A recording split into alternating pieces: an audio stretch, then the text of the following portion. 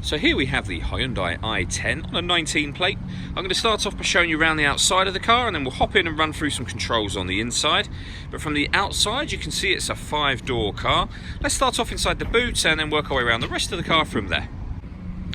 So as we approach the back, you can see that we've got plenty of boot space, along with that 50-50 split folding rear seat should you wish to increase that space even further. Okay, so we're just going to work our way back round to the front of the car, and then we'll hop in and run through some controls on the inside. But now that we've done a full circle of it, you can see it's in excellent condition the whole way round. Just briefly before we climb in, I think that's why we've seen the interior from this exterior point of view. There's plenty to run through on the dashboard, so let's hop in and we'll do that right now.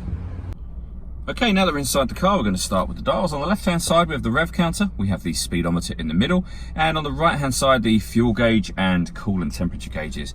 Also in the middle there, you can see the total miles for this car, which are 2,880.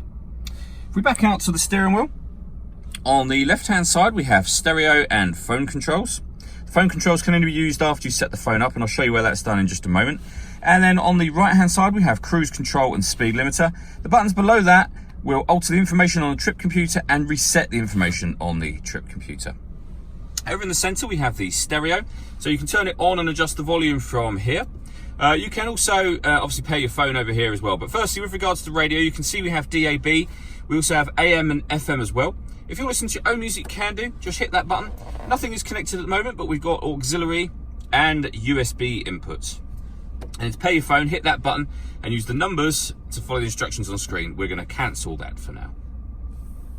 Working our way down, we have the air conditioning, so you can select the temperature, fan speed, direction of the air, whether or not you're recirculating the air that's in the car or bringing in fresh air from outside the car. And when you're happy with those settings, that button will turn the air conditioning on, and it's on right now, or back off again.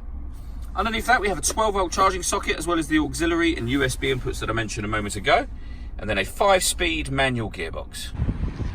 All that leaves me to say is thank you for taking the time to watch this video. If you'd like to come and see the car in person and have a test drive, please feel free to call any of our MJA sites. We'd love to hear from you soon.